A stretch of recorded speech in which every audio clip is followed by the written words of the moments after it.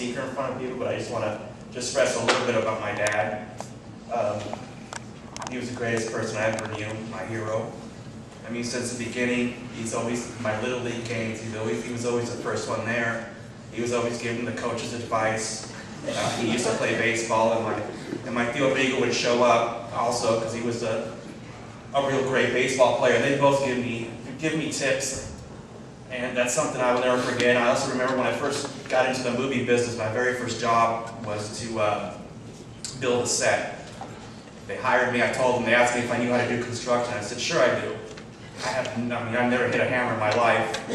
And I remember saying, I always say, I copy. That was my always thing, so I copy, I don't know how to do this, how do I build? And he kind of taught me how to, give me pointers how to do this. Went to his tools, got some hammers and stuff like that, and I went off to the studio.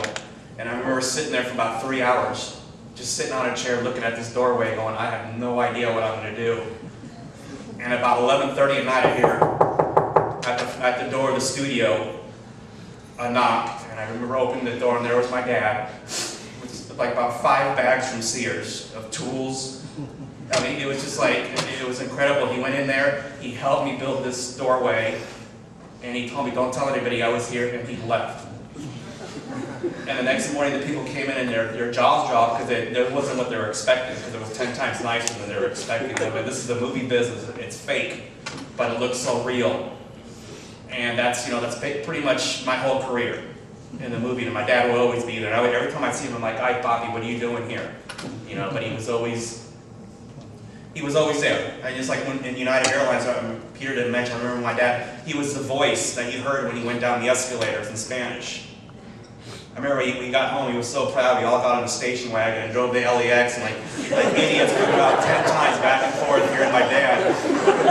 So I'm sure every single person that's been United Airlines, in LAX, heard my dad at one point and didn't even realize. But I mean, that was him. And I mean, even towards the end, my friend Jill, who last year had breast cancer, I wanted to make something special with her out of the laser engraver business that me and my dad started.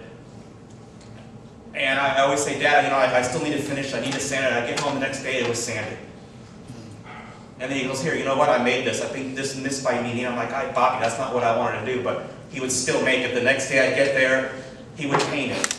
He'd never let me do anything, but he always wanted me to, be so proud. It's like, Dad, I'm going to tell her that you helped me. And he's like, no, don't tell her anything. Because he always wanted everybody to think that I did it.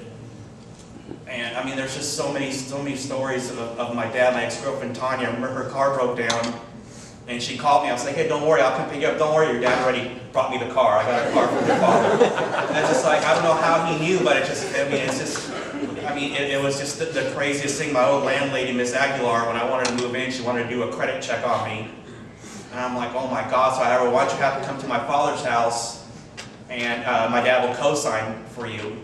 She came to my dad's house. At the end of the night, she ripped up the credit application, and she goes, "I don't need a credit check on you because I just met your family." It was time and time and time again, those little things that, like I said, he's my hero. I mean, every single person in here, I'm sure he's touched every single person in here more than once, over and over. And like I always just say, "Hey, Poppy, please relax." And he says, "I can't do it. I have no idea." We used to get in these big arguments. Even when he was up on that roof where he fell from, I caught him a couple times, and we had these arguments. I'm taking the ladder away from you, Dad. He says, "I'll build one." It doesn't matter. He was going to build one. So, I mean, that was my dad. But one thing I like to do, I like everybody to stand up and just give my dad a round of applause, because he deserved it from everybody.